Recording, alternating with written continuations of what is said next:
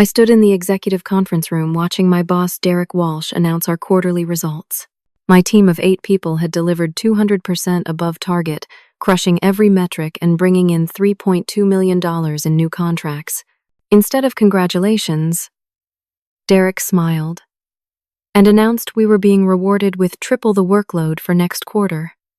0 raises and no bonuses. He actually looked at us and said, "Think of it as punishment for making the other teams look bad." My team's faces fell. Every single one of them looked crushed. I smiled coldly and said, "Meeting in my office." Now, 30 minutes later, I gathered everyone in my office. The air felt thick with disbelief and anger. Brad sat in the corner chair, his jaw clenched tight. He was our senior analyst, a father of 3 kids under 10, and he had worked 70-hour weeks for the past 3 months straight. Carla, our data specialist and a single mom, kept wiping her eyes. Marcus, our junior developer fresh out of college and drowning in student loans, stared at his hands. Jenny from Client Relations had postponed her wedding twice because of this project. Tyler, our tech lead who had been saving every penny for a house down payment, looked like someone had punched him in the stomach. Dana, our operations coordinator who was supporting her sick mother, sat completely still. Paul, our youngest marketing specialist, looked confused and hurt. And Amy, our project coordinator who was 5 months pregnant with her first child, had her hand protectively over her belly. I closed the door and locked it. "I know what you're all feeling right now," I said. "Betrayed. Used. Angry. You should be. We did everything right. We exceeded every goal they set for us. And this is how they repay us." Brad spoke first, his voice rough. 3 months, Janie. I missed my daughter's birthday. I missed parent-teacher conferences. My wife barely recognizes me anymore. For what? For punishment? It's not right, Carla said, her voice breaking.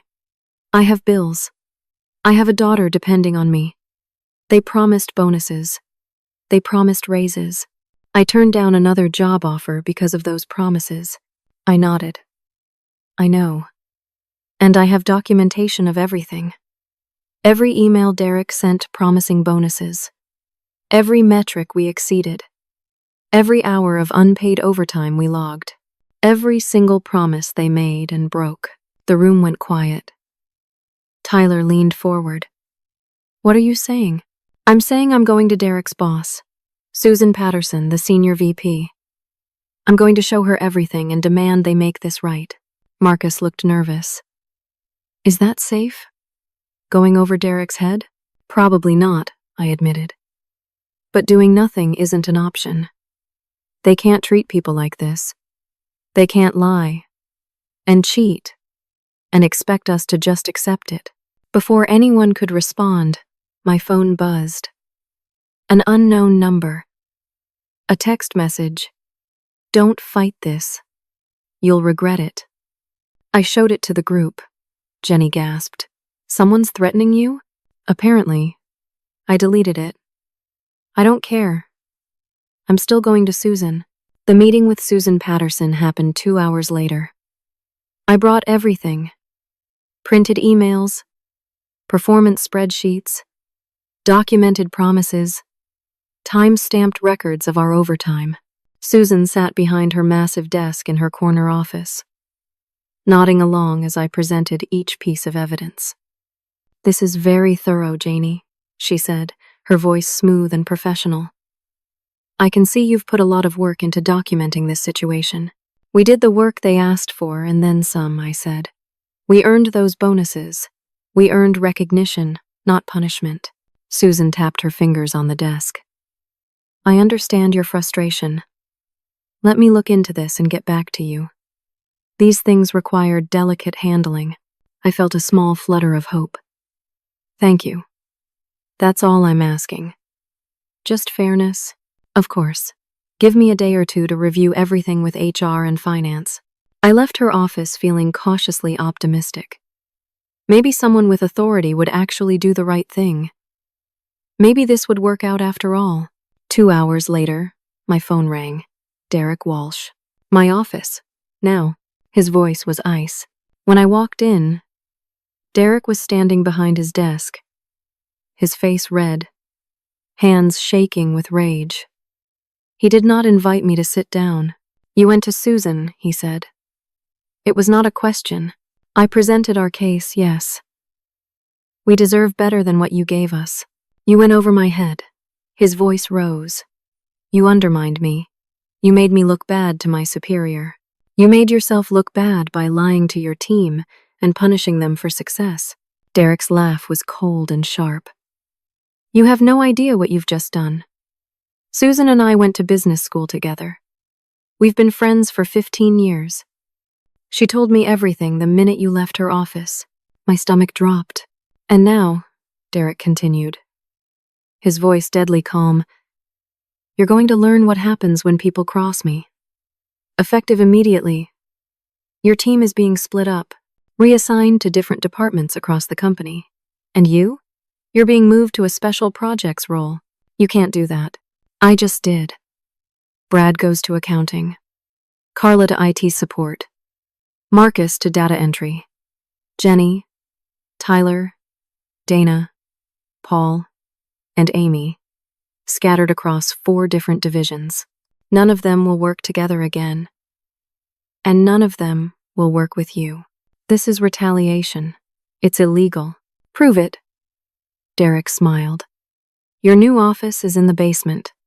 Supplies and equipment storage. You'll be organizing archived files.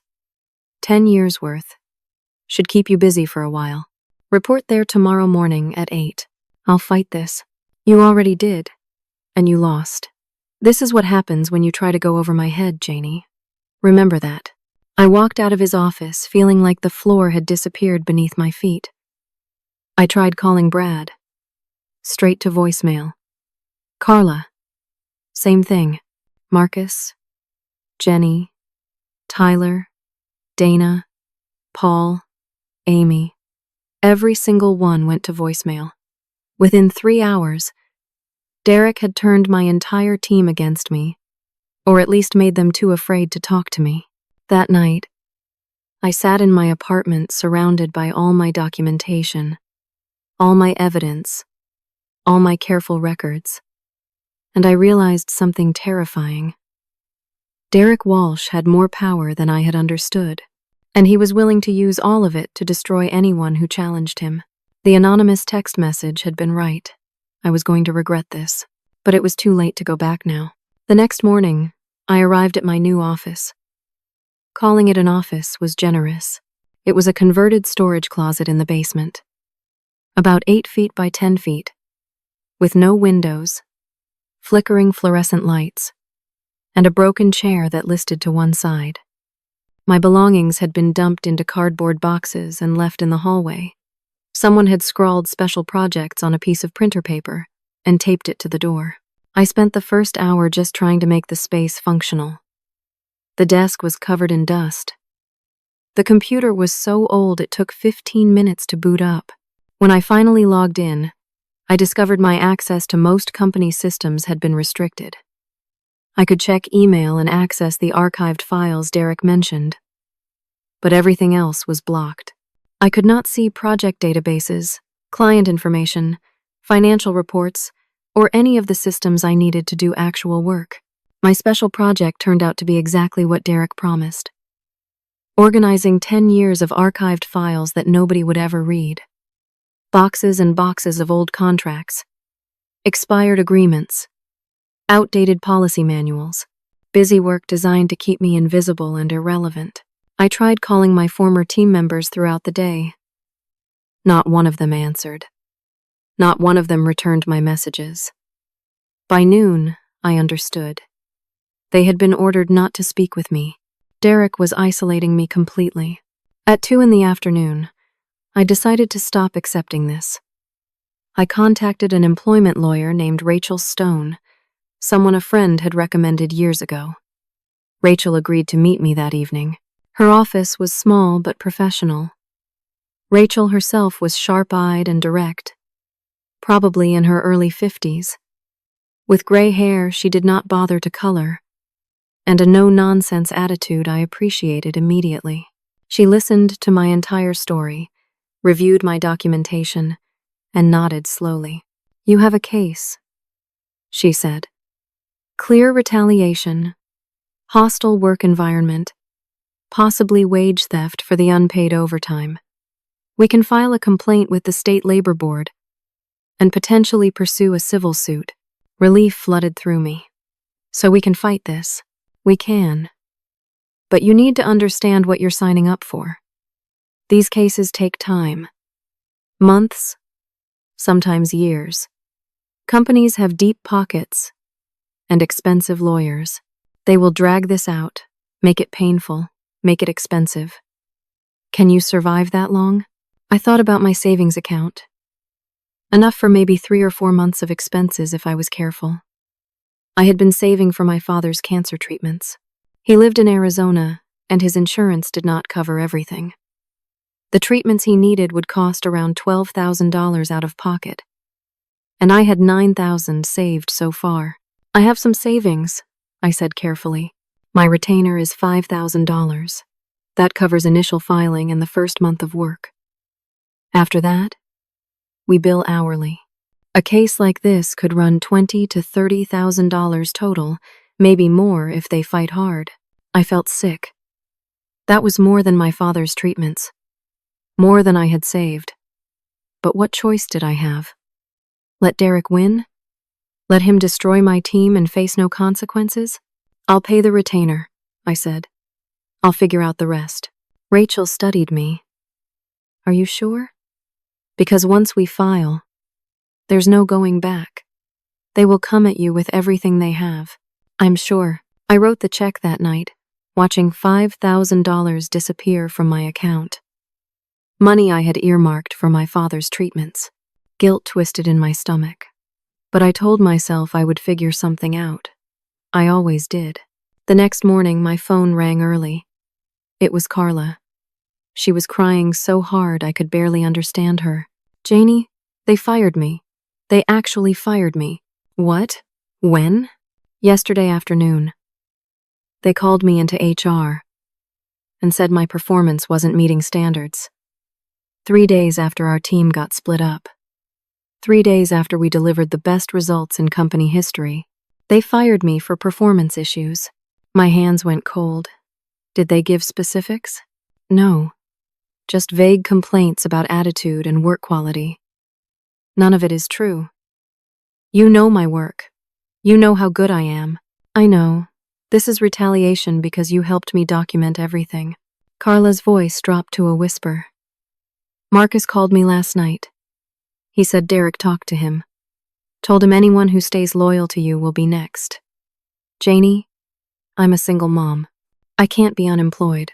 I don't know what to do." "I'm so sorry, Carla. This is my fault." "It's not your fault. It's Derek's fault. But that doesn't help me pay rent."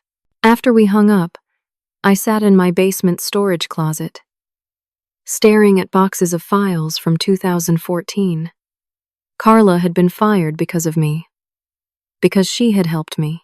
The message Derek was sending was crystal clear. Cross me. Support Janie. And you'll lose everything. I made an appointment with HR. Time to file a formal complaint about Carla's firing and the obvious retaliation happening across the company. The HR director, Patricia Meadows, had an office on the 3rd floor. She was in her 60s, had worked for the company for 30 years, and had a reputation for being fair but tough. I brought documentation of everything. The timeline of our team's success, Derek's punishment, the team being split up, Carla's sudden firing. Patricia listened politely, her face neutral. When I finished, she opened a drawer and pulled out a folder. A thick folder with my name on it.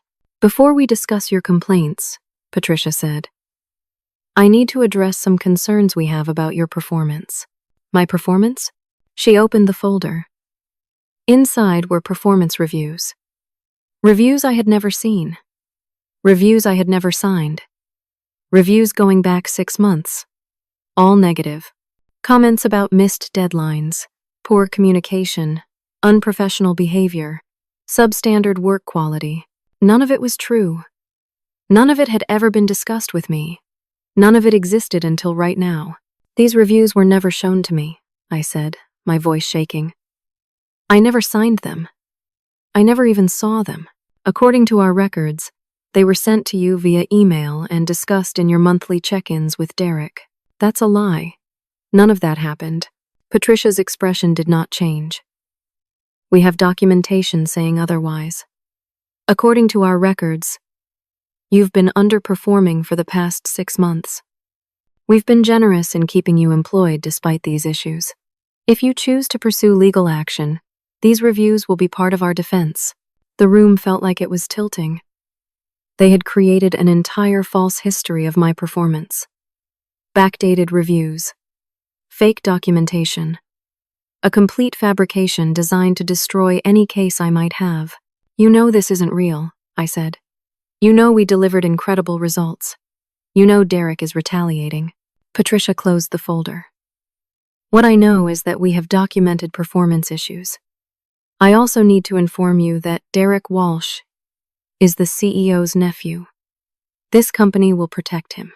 If you pursue legal action, we will fight you with every resource we have. These reviews will destroy your credibility. You'll be painted as a disgruntled employee with performance issues trying to blame management for your own failures. She leaned forward. My advice? Take the severance package we're prepared to offer. $30,000. Sign a non-disclosure agreement. Walk away. Start fresh somewhere else. Or keep fighting and we'll bury you in court. Your choice. I left HR feeling like I could not breathe. They had not just fired back. They had built an entire trap. Fake reviews, false documentation, and family connections, all the way to the CEO. This was not just retaliation. This was a machine designed to destroy anyone who challenged Derek Walsh. And I had walked right into it. I did not sleep that night.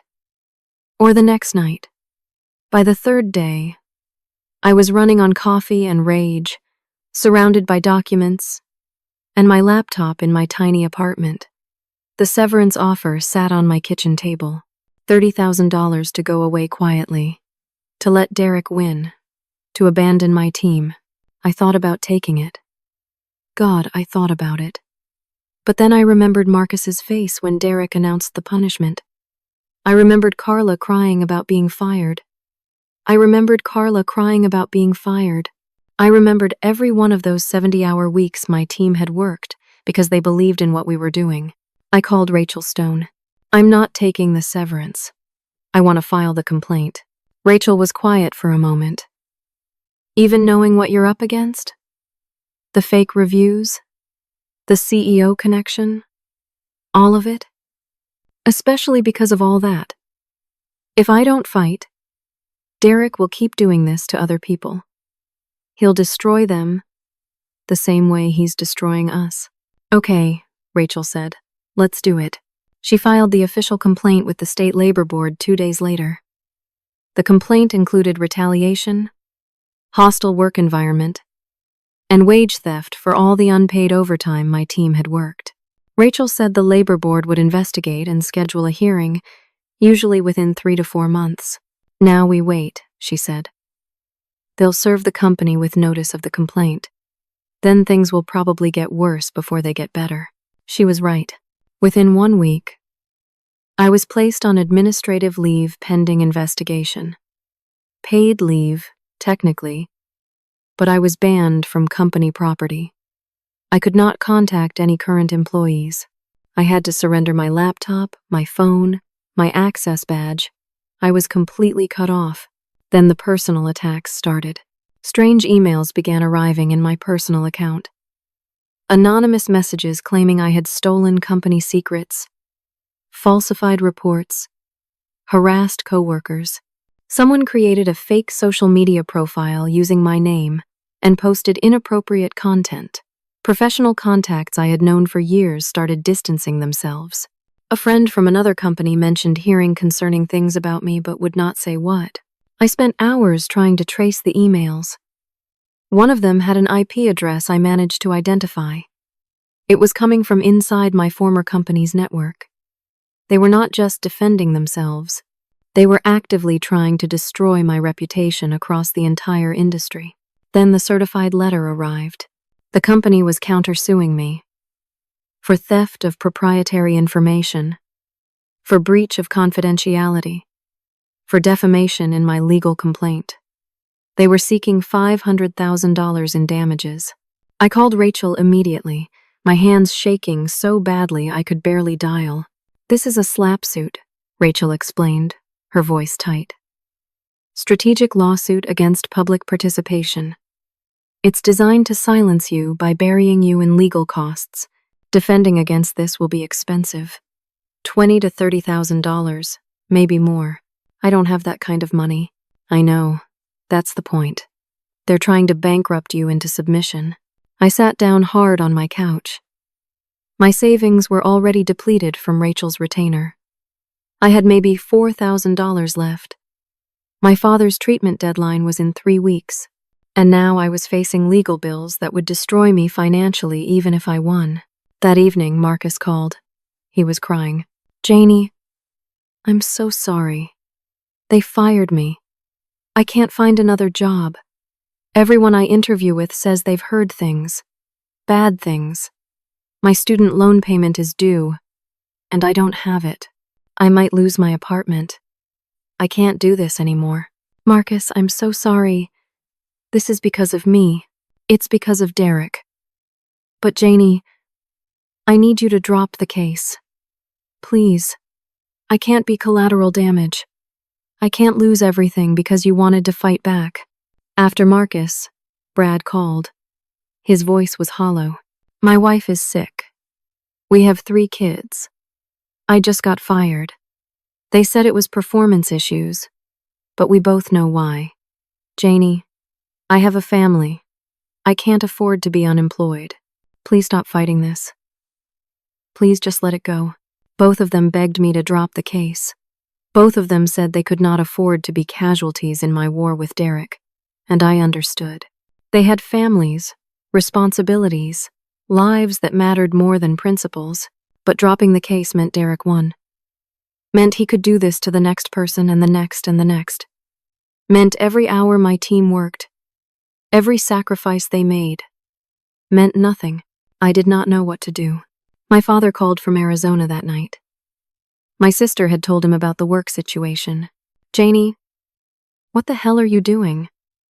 You used your savings for a lawyer? That money was for my treatments. Dad, I'll figure it out. I'll get the money somehow." "No. You'll drop this stupid fight and come to Arizona. Your health and your life matter more than revenge. Let it go. It's not revenge. It's justice. Justice doesn't pay medical bills. Justice doesn't keep you housed and fed. Drop it. Come home. Start over." After we hung up, I sat in the dark for a long time. My father was right. The practical choice was to walk away, take whatever severance I could negotiate, move to Arizona, start completely over in a new city, new industry, new life. But every time I thought about surrendering, I saw Carla's face, Marcus's desperation, Brad's fear, Jenny, Tyler, Dana, Paul, Amy, all of them sacrificed because I had dared to challenge Derek Walsh. The next morning, Jenny called. She was crying. "They threatened to fire me if I didn't sign a statement." "I'm so sorry, Janie. I had to do it. I'm getting married in 2 months. I can't lose my job. I can't." "What kind of statement?" "Saying that you created a hostile work environment, that you pressured the team to work excessive hours, that you took credit for everyone else's work. None of it is true. You know that. But they said if I didn't sign, I'd be fired like Carla and Marcus and Brad." "I understand. You did what you had to do." Tyler called an hour later with the same story. He had also signed a statement against me. Then Paul. Then Dana. Only Amy, who was now 7 months pregnant. And Dana refused. They were both fired the next day. My entire team was gone. Split up, fired, or forced to betray me. Everything we had built together, destroyed, and I was powerless to stop it. Rachel called that afternoon. The statements are bad, Janie. Really bad. They're building a narrative that you're the problem. Combined with the fake performance reviews, this seriously damages our case. So we're going to lose. I don't know. Maybe. Probably. These kinds of cases are hard to win, even with solid evidence. With the company actively building a counter-narrative and threatening witnesses, it's almost impossible. I could not afford rent next month. Could not afford my father's treatments. Could not afford to keep fighting. I had tried to do the right thing and lost everything. Maybe I should just take whatever settlement they'll offer at this point, I said. Rachel was quiet. Then she said, "That's your choice. I'll support whatever you decide. But think about it first. Don't decide today. Take the weekend." That evening, I was sitting in my apartment, staring at my nearly empty bank account and a stack of medical bills for my father, when my doorbell rang. I opened it to find a man I had never seen before. Mid-50s, average height, unremarkable in every way except his eyes. Sharp, calculating. "Janie," he said, "who are you?" "My name is Michael Torres. I'm a private investigator. You don't know me, but I know what Derek Walsh is doing to you." He handed me a folder. Thick, heavy. What is this? Evidence that Derek has done this before. At his previous company, he destroyed a whistleblower's life. Cost them everything. That person ended up homeless, lost custody of their kids, eventually died on the streets. I know because I was hired by Derek's previous company to make that happen. I did my job. I did it well, and I'm not proud of it. My hands went cold. Michael continued, "I can't fix what I did, but maybe I can stop it from happening again." That folder contains everything you need to know about Derek Walsh. But there's a catch. What catch? The evidence was obtained illegally. You can't use it in court, but it shows a pattern. Derek has been embezzling from your company, falsifying reports, inflating numbers, skimming millions over the past 3 years. Your team's real success threatened to expose his fraudulent metrics. That's why he punished you. Not because you made other teams look bad, because you almost exposed his embezzlement. I opened the folder. Inside were bank records, fake invoices, shell company documents, offshore account transfers, millions of dollars. If I can't use this in court, what good is it? Michael handed me a business card. Tom Brennan, investigative journalist. He owes me a favor. This is the kind of story he lives for. Corporate fraud, whistleblower retaliation, embezzlement. But he needs corroboration. Someone inside who can confirm the information. Think about it. He turned to leave, then stopped. One more thing. If you leak this information, if it gets traced back to you, you could face criminal charges. Possession of stolen documents, conspiracy, maybe more. Derek has powerful friends. They won't hesitate to destroy you completely.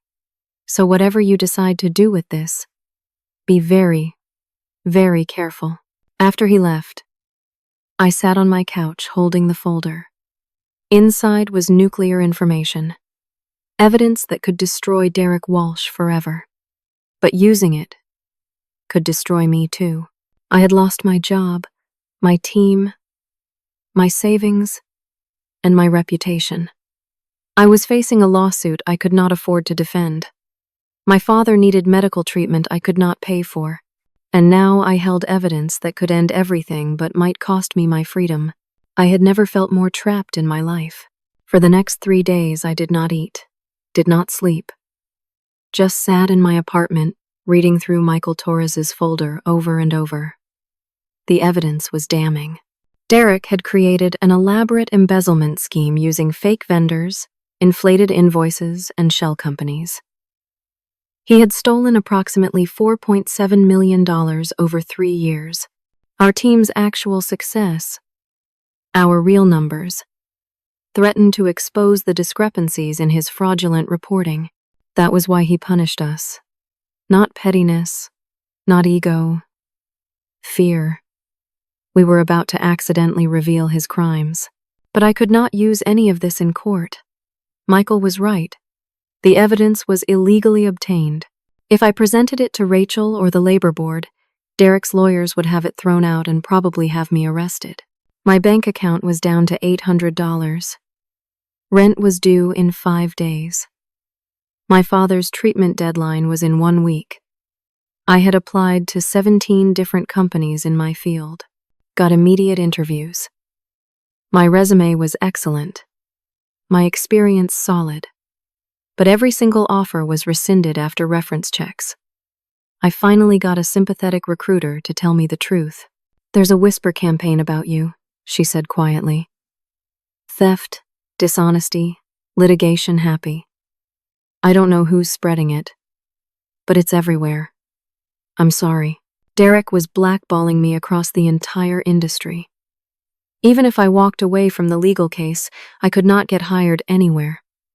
He was making sure I could never work again. My father found out I had used his treatment money for legal fees. My sister told him. He called, furious. "You sacrificed my health for revenge? What is wrong with you?" "Dad, it's not revenge. Derek is hurting people. Good people. Someone has to stop him. And it has to be you? You have to be the martyr? I'm dying, Janie. Actually dying. And you chose a lawyer over your father." The guilt was crushing. He was right. I had chosen principle over family. And now he was getting sicker while I fought a battle I was losing. Marcus called from the hospital. He had attempted suicide. Swallowed a bottle of pills. His roommate found him in time. He was in psychiatric care now. Stabilized, but broken. "I couldn't do it anymore," he said, his voice empty. No job, no money, no future. Everyone telling me I'm unhireable. I just wanted it to stop. I sat on my bathroom floor after that call and cried until I could not breathe. This was my fault. I had dragged my team into this fight. Marcus had tried to kill himself because I refused to back down. Rachel called with more bad news. "The labor board hearing is scheduled for next week. But if Derek files federal charges against you for embezzlement based on those fake invoices, the hearing will be postponed indefinitely, and you'll be arrested. They're threatening to do exactly that if you don't drop the case, so I'm trapped. Drop the case, or go to jail for crimes I didn't commit." Essentially. Yes, Amy called. She was in labor. 3 weeks early. Something was wrong. She was scared. I wanted to be there for her, but I was banned from contacting anyone from the company. I could not even send flowers. Dana called crying. The sheriff had come to her house. Eviction notice. She had nowhere to go. Everyone I had tried to help was suffering worse than before, and I was powerless to do anything about it. That night, I wrote goodbye letters. One to my team, apologizing for dragging them into this. One to my father, saying I loved him, and I was sorry. One to Rachel, thanking her for trying. I was done. I would call Derek in the morning, surrender completely, sign whatever confession he wanted, and let him win. At least then maybe my team could get their jobs back. At least the torture would stop for them. I picked up my phone to call Derek and tell him I was surrendering. My finger hovered over his contact information. This was it. The end. Derek Walsh won. Justice lost. Good people suffered, and the bad guy walked away richer and more powerful than ever. I pressed call. Derek answered on the second ring, his voice smug. Janie. I was wondering when you'd come to your senses. I'm ready to surrender. Whatever you want me to sign, I'll sign. Just leave my team alone. Smart choice. Finally. Meeting tomorrow morning. 9 o'clock. My office. I'll have the papers ready. You'll confess to theft, sign an NDA, leave town, and never work in this industry again. Agreed? My throat felt tight. Agreed. Good. See you at 9. He hung up. I sat there holding my phone, feeling completely numb. It was over. I had fought as hard as I could, and lost everything. Tomorrow, I would sign away my integrity, my career, my future, but at least my team would be safe. I started packing my apartment. Boxes everywhere. Decided I would move to Arizona after tomorrow, live with my father, try to rebuild some kind of life. My phone rang. Unknown number. I almost did not answer. Finally picked up. Yes, a woman's voice, older, educated, calm. Is this Janie? The project manager who got screwed by Derek Walsh? Who is this? My name is Helen Vance. I'm the CEO of Brennan Industries. And Derek Walsh destroyed my son. I sat down slowly. What are you talking about? 8 years ago, Derek worked for my company. He ran the same scheme he's running now. Embezzlement, fake metrics, elaborate cover-ups. My son David was an accountant. He discovered the discrepancies. He tried to report it. Derek destroyed him. Exactly like he's destroying you and your team. What happened to your son? Helen's voice broke slightly. Derek framed him for the embezzlement, ruined his reputation, got him fired, blackballed across the industry. David lost everything. His job, his home, his marriage. He ended up homeless, got addicted to drugs trying to cope. He died of an overdose 3 years ago. He was 32 years old. I'm so sorry. I've been tracking Derek ever since, waiting for him to slip up, waiting for the right opportunity. Michael Torres, the investigator who gave you that folder, works for me. I've been building a federal case against Derek for years, but I needed someone current, someone he victimized recently, someone brave enough to fight back. My heart was pounding. Why are you calling me now? Because I can help you. I have resources, lawyers, investigators, money. I can protect you and your team.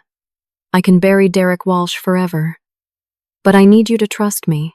I need you to meet with federal prosecutors tomorrow morning, instead of surrendering to Derek. Federal prosecutors? The FBI has been investigating Derek based on my tips. They need a cooperating witness. Someone inside who can testify. Someone willing to wear a wire. I could barely breathe. You want me to record Derek confessing? Yes. Tomorrow morning, instead of signing his confession, you get him talking. Get him to admit to the embezzlement, the frame jobs, the retaliation, everything. And while you're doing that, the FBI raids the office. We bring him down for good. If this goes wrong, I go to federal prison. If you surrender tomorrow, Derek wins and keeps destroying people. Your choice. I had 8 hours to decide. Trust a stranger with her own revenge agenda, risk federal prison, and possibly destroy what was left of my life, or surrender to Derek. Sign away everything, and let him continue hurting people forever.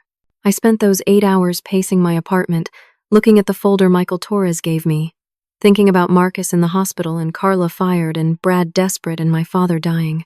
At 2 in the morning, my doorbell rang again. I opened it carefully. It was Amy.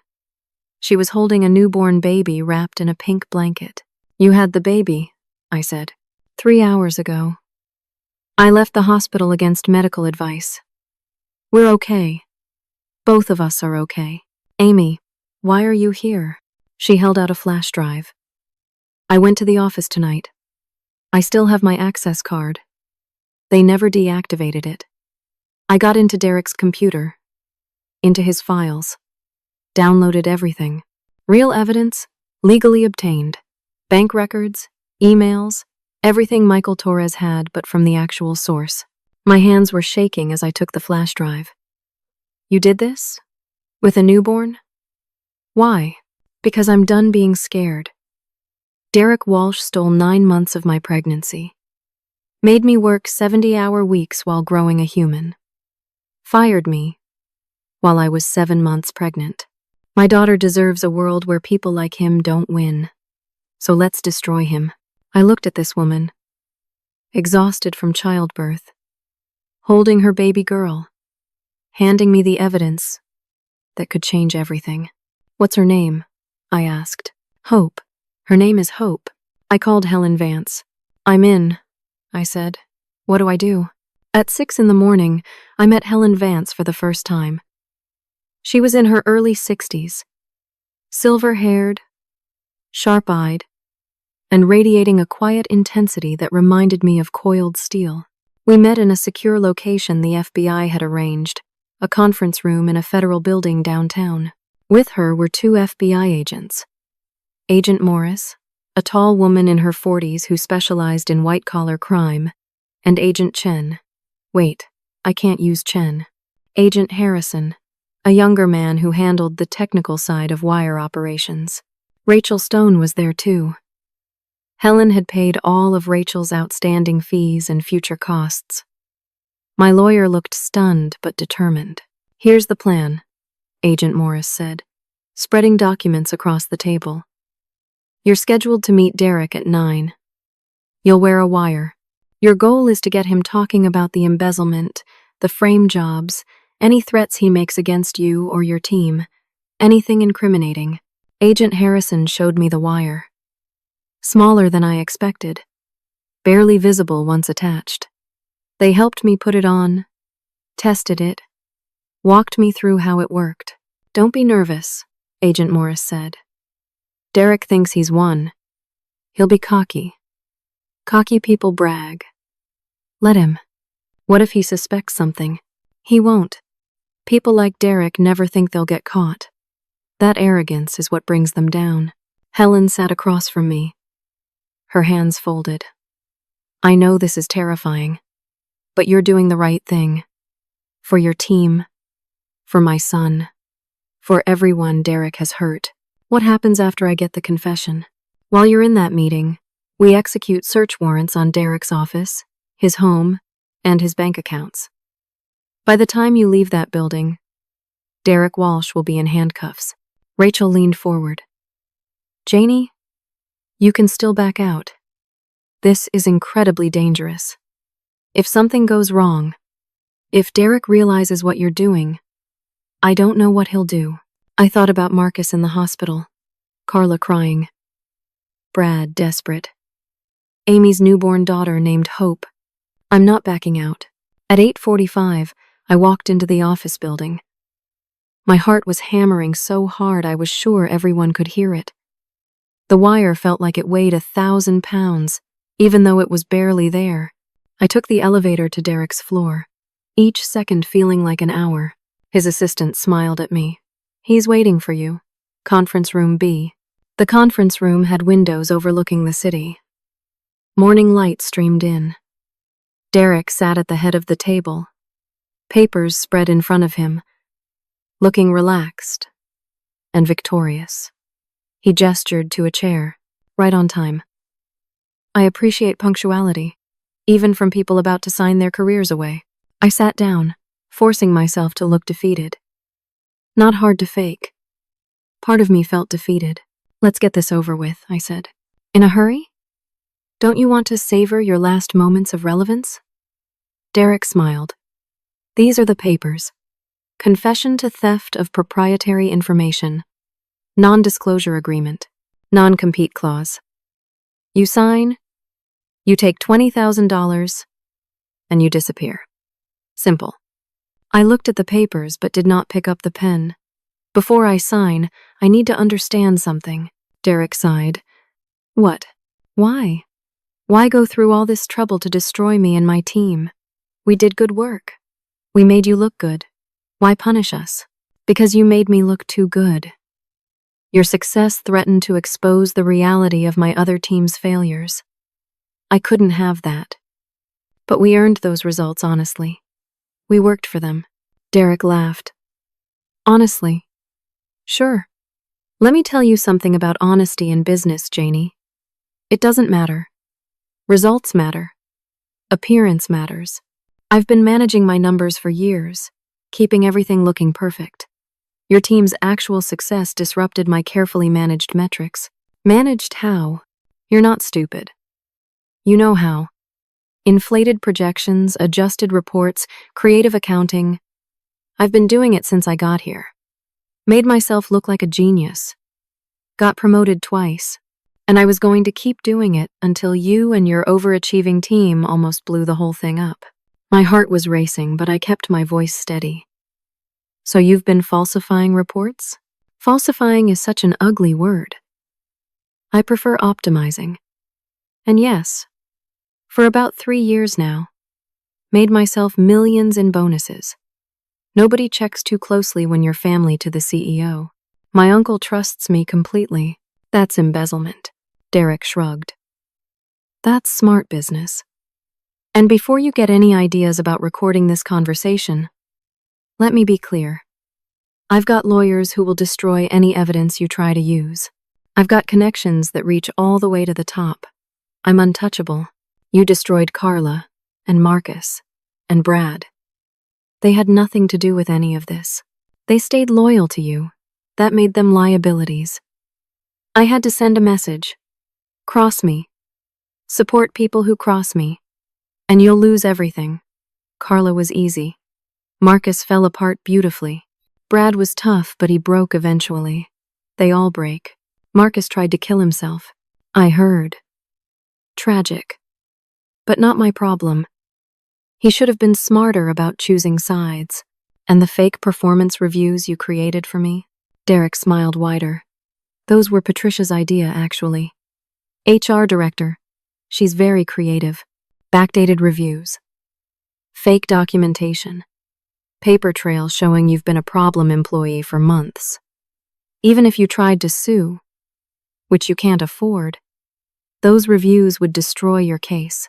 You'd look like a disgruntled employee with performance issues looking for a payout. You framed me for your embezzlement. Insurance policy. If things go bad, the fake invoices point to you. I set it up months ago, just in case. You've done this before, haven't you? At your previous company. Derek's smile faded slightly. Who told you that? I did my research. You destroyed someone there too. Framed them for your crimes. They lost everything. Ancient history. And that person made bad choices. Just like you're making bad choices right now by asking questions instead of signing the damn papers. What if I don't sign? Derek's voice went cold. Then I release the evidence showing you embezzled $500,000. You'll be arrested by end of business today. Federal charges. You'll go to prison. Your father will die without his treatments. Your team will never work again. Everyone you care about will suffer. And I'll still win. Because I always win. I'm Derek Walsh. I'm the CEO's nephew. I have power you can't even imagine. So sign the papers, take the money, and disappear. Or destroy yourself and everyone you love. Your choice. The door burst open. FBI agents flooded in. Agent Morris, Agent Harrison, 6 more behind them. Derek Walsh. You're under arrest for wire fraud, embezzlement, witness tampering, obstruction of justice, and conspiracy to commit fraud. Derek's face went white. He looked at me. At the agents. Back at me. You? He whispered. You were recording this. I stood up, my legs shaking but my voice steady. Every word. Agent Morris pulled Derek to his feet, handcuffing him. You have the right to remain silent. Anything you say can and will be used against you in a court of law. Derek was screaming now. You can't do this. Do you know who I am? My uncle will destroy all of you. I have lawyers. I have money. You can't touch me. We can and we are, Agent Morris said. We've been investigating you for 18 months. We have your bank records, your fake invoices, your shell companies, your offshore accounts. We have testimony from your previous company. We have evidence of embezzlement totaling $4.7 million. And now we have you on tape confessing to all of it and threatening a witness. You're done. They dragged Derek out of the conference room. He was still screaming, threatening, making demands. I could hear him all the way down the hallway until the elevator doors closed. I sat down hard in the chair, my hands shaking, my whole body trembling. Agent Morris came back in. You did great. That recording is gold. Clear confession, admission of prior crimes, threats against witnesses. Defense lawyers are going to hate this tape. Is it really over? The arrest is just the beginning. But yes, Derek Walsh is going to prison for a very long time. Outside the conference room, I could see more FBI agents moving through the office. They were executing search warrants, collecting evidence, interviewing employees. The entire company was in chaos. My phone buzzed. Rachel. The company just called. They want to settle. Full reinstatement for you and your entire team with back pay. Bonuses you were promised. They'll cover all legal fees. They want this to go away quietly. Tell them we'll consider it after Derek's trial. That afternoon, news of Derek's arrest went viral. Tom Brennan, the investigative journalist Michael Torres had mentioned, published a massive exposé. Amy's flash drive had given him everything he needed. The article laid out Derek's entire scheme: embezzlement, fraud, witness, intimidation, retaliation. It included testimony from Helen Vance about her son. It detailed how my team had been destroyed for threatening to expose his crimes. Within hours, it was national news. The company's stock plummeted. The CEO, Derek's uncle, was forced to resign. The board of directors launched a full investigation. My phone rang constantly. Reporters wanting interviews. The labor board wanting to know if I still wanted a hearing. The company's lawyers wanting to negotiate settlement. And my team. Finally, my team. Brad called first. Janie, they offered me my job back. With a promotion and back pay. Is this real? It's real. Carla called crying. They want me back. They apologized. Actually apologized. How did this happen? We fought back. Together. Marcus called from the hospital. I saw the news. Derek is actually arrested? Actually going to prison? Yes. Thank you.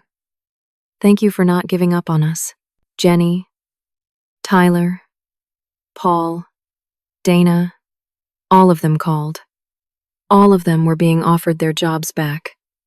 With bonuses, with apologies, with promises that things would be different. Amy sent a picture. Her and baby Hope. The message said, "We did it," but the victory did not feel complete yet. Over the next 3 days, the situation somehow got worse before it got better. Derek made bail. $5 million. His uncle posted it. Despite being arrested, despite being on tape confessing, despite the FBI seizing evidence of his crimes, Derek Walsh walked out of jail 48 hours later, and he immediately started fighting back. His lawyers filed emergency motions to suppress the wire recording, claiming I had entrapped him. They filed motions to dismiss all charges, arguing prosecutorial overreach. They began a media campaign painting Derek as the victim of a vindictive ex-employee and federal overreach. Rachel called me, her voice tight. Derek's defense team is the best money can buy. They're going to make this painful. The trial could take a year or more, and they're threatening to countersue you personally for defamation and emotional distress, he confessed on tape. I know. But good lawyers can make juries doubt anything. They're going to put you on trial. Janie, your motives, your actions, your credibility. They'll dig into every aspect of your life looking for dirt. And they did. Derek's lawyers hired private investigators who followed me everywhere. They interviewed everyone I had ever worked with, looking for anyone who would say anything negative.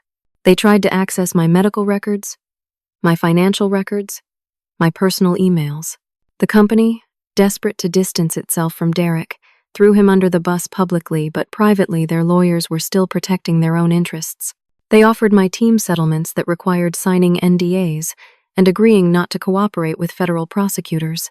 Marcus called me, confused. They're offering me $100,000. But I have to promise not to testify against Derek. What do I do? Don't take it. The FBI needs your testimony. But Janie, it's $100,000. I could pay off my student loans. I could start over. Tyler got the same offer. So did Brad. So did Carla. The company was systematically trying to buy silence from every witness. Some of them took it. Tyler signed the NDA and took the money. So did Paul. I did not blame them. They had suffered enough. They deserved to move on with their lives. But it weakened the case against Derek. With fewer witnesses willing to testify, his lawyers argued the prosecution's case was falling apart. My father's condition worsened. The delay in treatments had caused complications. He needed emergency surgery that cost $18,000. I did not have it. The company's settlement offer was still on the table, but it included an NDA and agreement not to testify. Helen Vance called. Don't take their settlement. I'll cover your father's surgery. All of it. You need to stay in this fight. Why are you doing all this? Because Derek Walsh took my son from me. I want him to pay for every life he's destroyed. Including yours. Including David's. Including everyone's.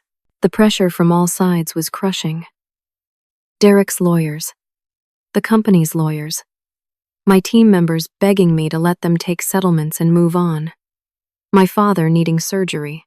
Rachel warning me that the trial could drag on for years and cost me everything even if we won. I barely slept. Lost 15 pounds. Started having panic attacks. My apartment felt like a prison. I could not go anywhere without Derek's investigators following me.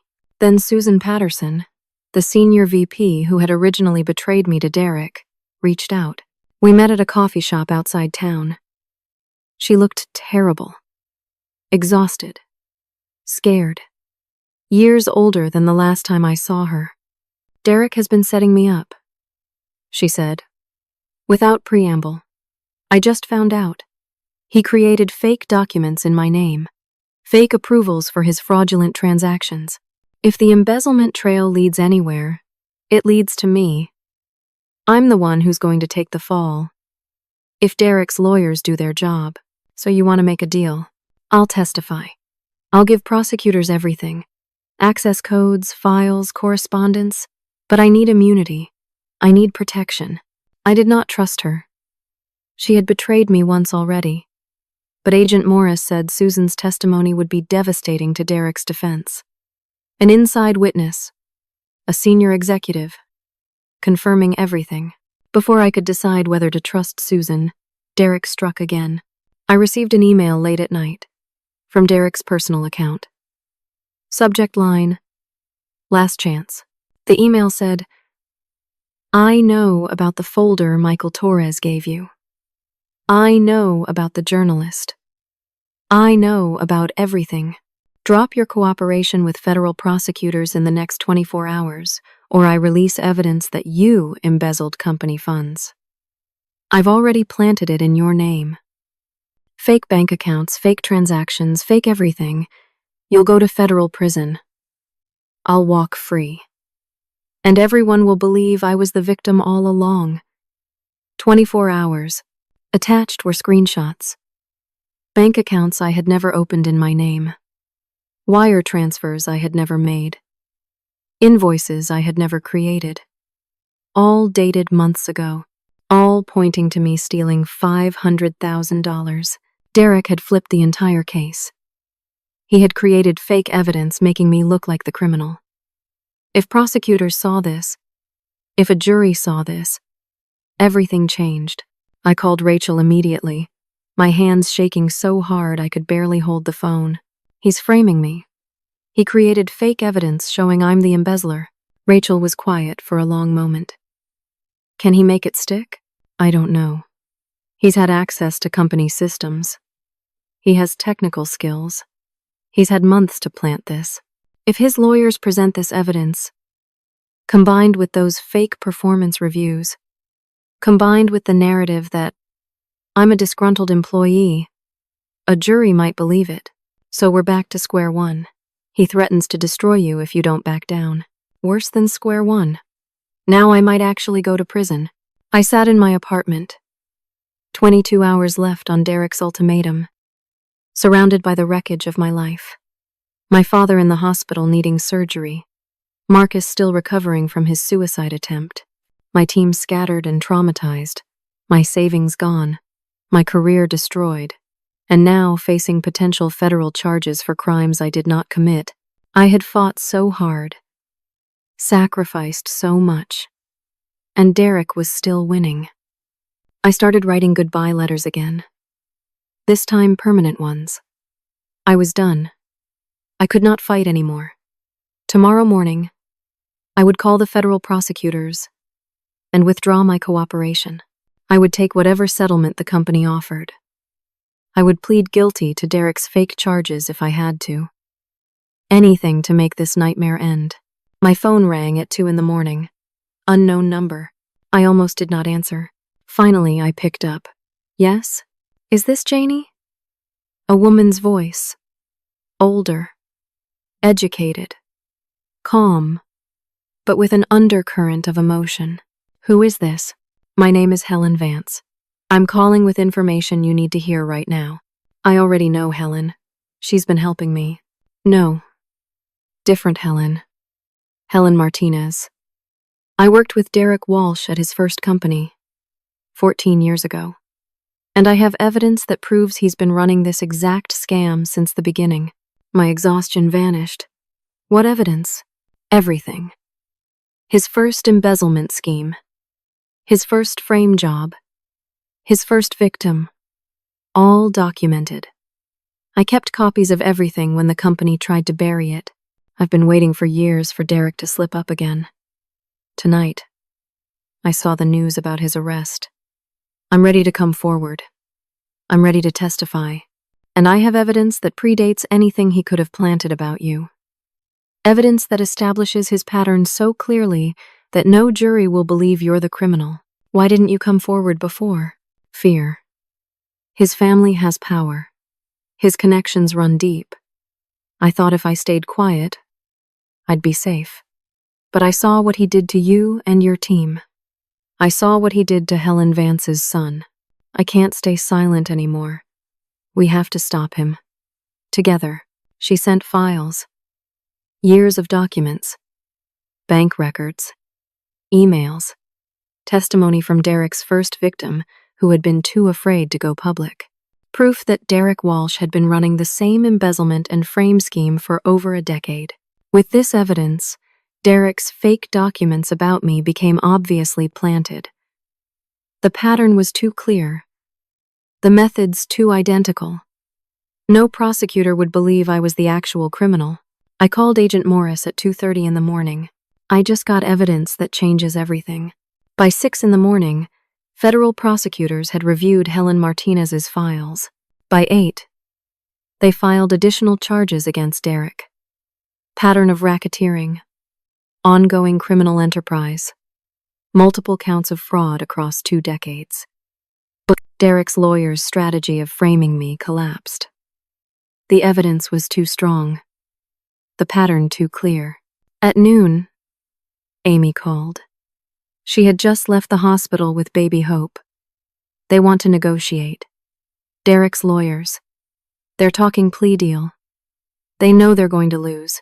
I sat in Rachel's office that evening, reviewing the proposed plea agreement.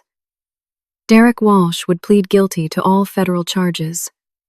He would forfeit all assets obtained through fraud. He would serve a minimum of 20 years in federal prison. He would be required to pay restitution to all victims. Take it, Rachel advised. Trials are uncertain. This guarantees he goes to prison for a long time. I thought about it. 20 years. Derek would be in his 60s when he got out. His career destroyed. His reputation ruined. His power gone. But part of me wanted to see him face a jury. Wanted to watch him squirm on the witness stand. Wanted the world to hear every detail of what he had done. No, I said. No plea deal. We go to trial. I want everyone to hear the truth. Agent Morris looked at me with something like respect. You're sure? Trials are brutal. His lawyers will come after you hard. I'm sure. We finish this the right way. That night, I got another call. This time, I recognized the voice immediately. Derek Walsh, you're making a mistake, he said, his voice tight with barely controlled rage. You think you've won, but this is just beginning. I have resources you can't imagine. I'll fight this for years. I'll appeal everything. I'll drag you through hell. You'll spend the rest of your life in courtrooms while I live comfortably in minimum security. You haven't won anything. Actually, Derek, I have. You're going to prison. Your career is over. Your reputation is destroyed. Everyone knows what you did. And me? I'm getting my life back. My team is getting their lives back. All the people you hurt are getting justice. So no, you don't get to threaten me anymore. You don't get to scare me anymore. You're done. We'll see. Yes, we will. I hung up. For the first time in months, I slept through the night. 6 hours before Derek's trial was set to begin, I made the call. I dialed Helen Vance's number at 6 in the morning. She answered on the first ring, as if she had been waiting. I'm in, I said. Whatever it takes. Let's finish this. Helen's plan was surgical. While Derek's lawyers prepared for trial, federal prosecutors had been building an overwhelming case. Helen had funded additional investigations, brought in forensic accountants, and connected victims from Derek's entire career spanning 15 years. But the key was the wire recording from that conference room. My recording of Derek, confessing to everything. At 7 in the morning, I met with FBI agents at the federal courthouse. They prepped me for testimony, walked me through what Derek's lawyers would ask, and prepared me for the attacks on my character that were coming. Agent Morris looked me in the eye. His lawyers are going to try to paint you as a vindictive employee out for revenge. They'll bring up the legal complaint, the slap suit, everything. Stay calm. Tell the truth. Let the recording speak for itself. By 8:45, I was walking into the federal courthouse. Media everywhere. Cameras. Reporters shouting questions. I kept my head down and walked straight through. The courtroom was packed. My entire team was there. Brad, Carla, Marcus, Jenny, Tyler, Dana, Paul, and Amy holding baby Hope. Helen Vance sat in the front row. Rachel Stone beside me at the prosecution table. Derek entered in an expensive suit, flanked by 4 lawyers. He looked confident, arrogant, like this was all a minor inconvenience. The judge entered. Trial began. The prosecution's opening statement was devastating. They laid out 15 years of fraud, embezzlement, witness intimidation, and retaliation. They described Derek's pattern. Find a job, embezzle money, frame anyone who got close to exposing him, move to the next company, repeat. Derek's lawyers countered by painting him as a brilliant executive targeted by jealous employees and overreaching prosecutors. They portrayed me as a disgruntled worker with an axe to grind. Then came the evidence. Bank records showing millions of dollars flowing through shell companies, fake invoices, offshore accounts, testimony from victims at Derek's previous companies. Helen Martinez describing Derek's first scheme. Helen Vance describing what Derek did to her son. Then my turn. I took the stand. Raised my right hand. Swore to tell the truth. The prosecutor led me through my story. How my team exceeded targets by 200%. How Derek punished us instead of rewarding us. How he systematically destroyed everyone who challenged him. Then Derek's lead attorney cross-examined me. Miss Janey, isn't it true you filed a legal complaint against the company seeking financial compensation? I filed a complaint about retaliation and labor law violations. Yes. So you had a financial motive to make these accusations? I had a moral obligation to report illegal conduct. You were placed on administrative leave for performance issues, weren't you? I was placed on leave in retaliation for filing that complaint. The company has documentation showing performance problems going back 6 months. That documentation was fabricated after I filed the complaint. I never saw those reviews. Never signed them. They didn't exist. Until Derek created them. To cover his tracks. The attorney tried to rattle me for an hour. I stayed calm. Told the truth. Refused to be intimidated. Then the prosecution played the recording. The entire courtroom listened to Derek's voice admitting everything. The embezzlement. The fake metrics. The frame jobs. The threats. His arrogant claim that he was untouchable because of family connections. When it finished, the courtroom was silent. Derek's face was pale. His lawyers looked defeated. The trial lasted 6 more days. Witness after witness testified. Forensic accountants detailed every fraudulent transaction. FBI agents described their investigation. Helen Martinez and Helen Vance both testified about Derek's victims. Derek took the stand to defend himself. It was a disaster. Under cross-examination, he became angry, defensive, arrogant. He tried to blame everyone else. Claimed he was the real victim. The jury did not buy it. Closing arguments took a full day. The prosecution summarized the overwhelming evidence. Derek's lawyers tried desperately to create reasonable doubt. The jury deliberated for 4 hours, guilty on all 37 counts. The courtroom erupted. My team was crying, hugging each other. Helen Vance sat quietly with tears streaming down her face. Rachel squeezed my hand so hard it hurt. Derek stood frozen as the verdicts were read. Guilty, guilty, guilty. Over and over. When it finished, he turned and looked at me with pure hatred. The judge remanded him to custody immediately. Bail revoked. Derek was handcuffed and led out of the courtroom. He did not go quietly. He screamed threats, accusations, promises that this wasn't over. But it was over. Sentencing happened 6 weeks later. The judge gave Derek 30 years in federal prison. No parole for at least 20. He was ordered to pay $17.3 million in restitution to all his victims across 15 years. Outside the courthouse, reporters surrounded me. I gave a brief statement. This was never about revenge. It was about justice. Derek Walsh spent 15 years hurting good people who worked hard and believed in doing the right thing.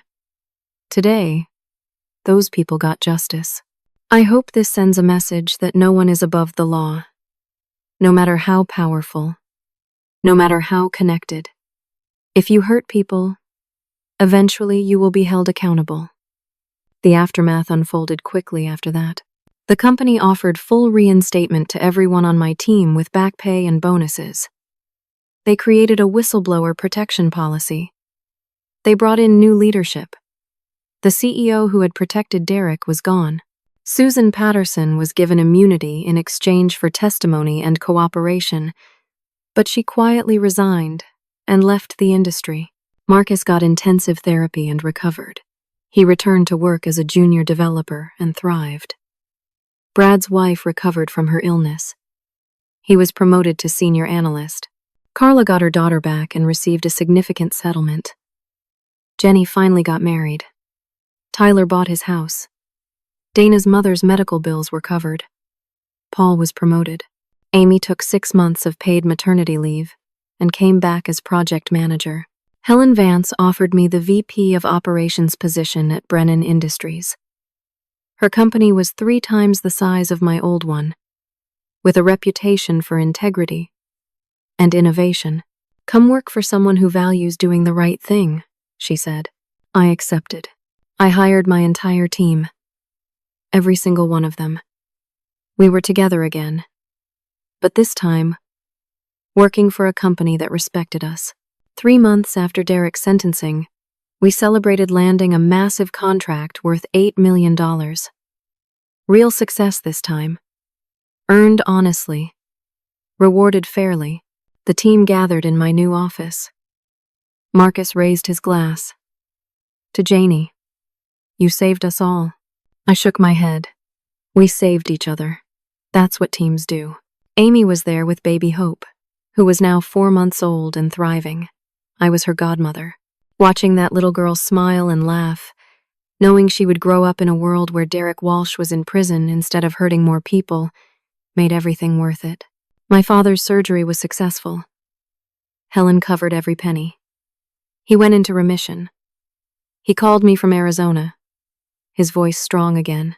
"I'm proud of you," he said. "I was wrong. Some fights are worth everything. You didn't just save yourself. You saved a lot of people." I reflected on everything I had learned.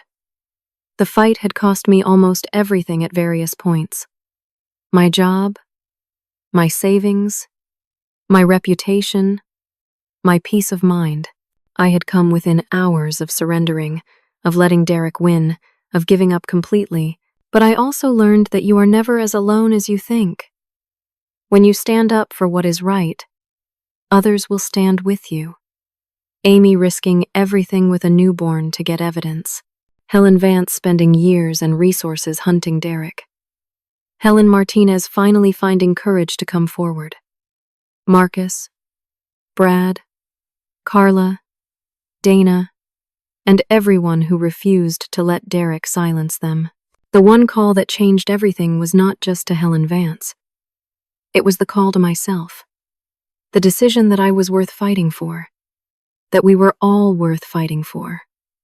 Derek took my job, my reputation, my security, but he could not take my integrity. And in the end, that is what won. Not just for me. For everyone he had ever hurt. Sometimes the only way out is through.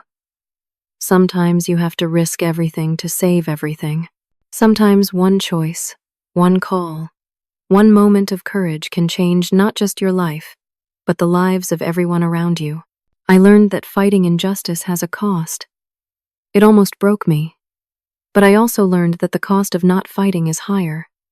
If I had surrendered, Derek would still be out there destroying lives. Marcus might not have survived. My team would still be scattered and broken. And I would have lived the rest of my life knowing I had the power to stop him. And chose not to. That one call was not just about bringing down Derek Walsh. It was about reclaiming my power. About refusing to be a victim. About standing up and saying enough. And you know what? I was worth fighting for. We all were. Today, my team is stronger than ever. We work for a company that values integrity. We have security, respect, and the satisfaction of knowing we do good work for fair compensation. Derek Walsh sits in a federal prison cell serving 30 years. His power is gone. His reputation destroyed. His victims finally have justice. Was it worth it? Every sleepless night? Every moment of terror? Every sacrifice? Yes. 1,000 times yes. Because some things matter more than comfort and safety. Justice matters. Integrity matters. Standing up for people who cannot stand up for themselves matters. I would do it all again. Now, I want to hear from you. Have you ever faced a situation where you had to choose between staying silent to protect yourself or speaking up to protect others? What did you choose and why? Share your story in the comments below. Your experience might help someone else facing that same impossible choice. If this story resonated with you, if it made you think about the importance of standing up for what is right even when it costs you everything, please hit that like button. Subscribe to hear more stories about ordinary people doing extraordinary things. And share this with someone who needs to hear that they are not alone in their fight for justice. Thank you for listening to my story. Thank you for caring about justice and integrity. And remember, you are never as powerless as they want you to believe. Sometimes all it takes is one call, one choice, one moment of courage to change everything. Stay strong, stay brave, and never stop fighting for what is right.